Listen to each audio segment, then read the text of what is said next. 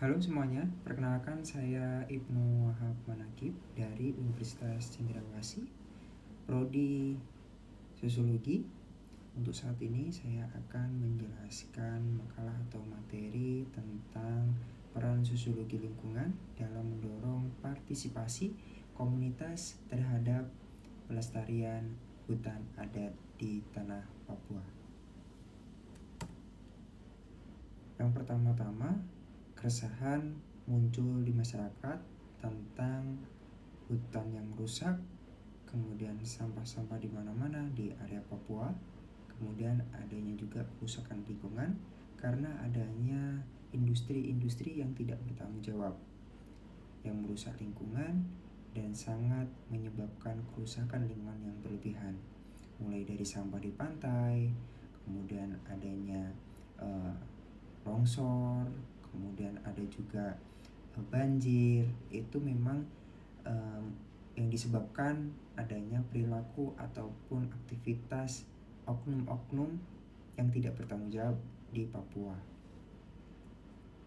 Adanya keresahan masyarakat, keresahan anak-anak muda di umur 20 sampai umur 25 tahun, mereka ada beberapa komunitas yang dimana berkolaborasi untuk melakukan tindakan ataupun kegiatan yang bersifatnya melestarikan lingkungan.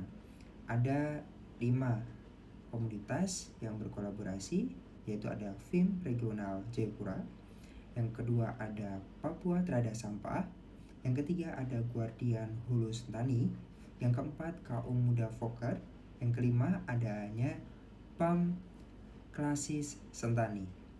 5 komunitas ini mereka berkolaborasi melakukan kegiatan-kegiatan yang bernama ko-kreasi lestari.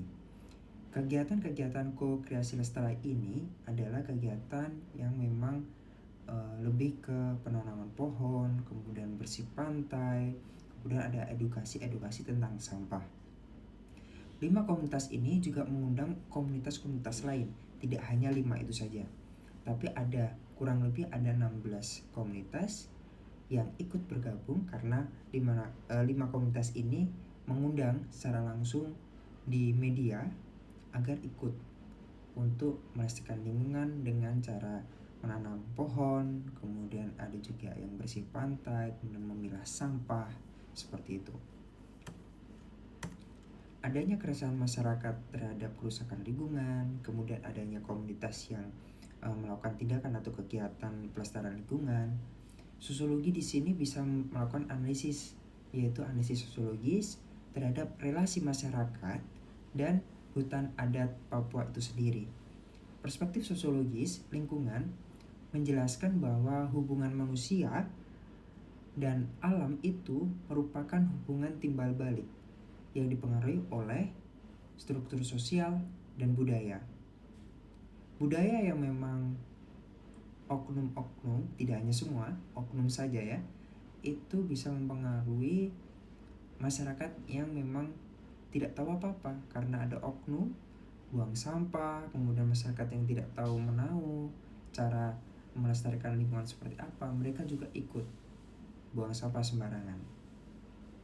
Itu di sisi negatif. Akan tapi apabila ada budaya-budaya melekat lebih positif seperti buang sampah pada tempatnya, kemudian lebih melestarikan hutan dengan cara tanam pohon atau mungkin reboisasi, itu bisa menjadikan budaya-budaya yang positif untuk masyarakat di Papua agar tidak menyebabkan longsor, banjir, kemudian adanya sampah yang bertumpuk di pinggir jalan, dan mengurangi penyakit yang mungkin menyebabkan seperti adanya malaria, kemudian adanya alat di mana-mana, sakit perut dan sebagainya. Perspektif sosiologis, dengan model gerakan sosial ini tercipta adanya komunitas anak muda yang membaur menjadi satu dan melakukan kegiatan yang dimana memang mereka fokus untuk melestarikan lingkungan di Papua. Fenomena gerakan sosial masyarakat adat Papua dalam menjaga hutan sebagai rumah itu memang mereka sebagai pemikiran utama ataupun yang harus dijaga untuk dibudayakan ke anak dan cucu mereka. Agar apa? Agar mereka berbudaya yang lebih bagus, bahwa hutan adat adalah sebagai rumah bagi masyarakat Papua. Pasti ada yang menanyakan, peran sosiologis adanya hal seperti itu apa ya? Pastinya ada, karena sosiologi itu adalah ilmu tentang masyarakat. Peran ilmu sosiologi bisa merumuskan solusi yang dimana sosial dan ekologis. Kebijakan yang melihat dari sosial dan ekologis, seperti itu. Contoh, karena kasus ini adalah kasus yang ada karena ada keresahan masyarakat tentang kerusakan lingkungan, adanya komunitas yang melestarikan lingkungan, maka solusi yang tepat bahwa sosiologi ini bisa melakukan solusi kebijakan itu dengan cara apa?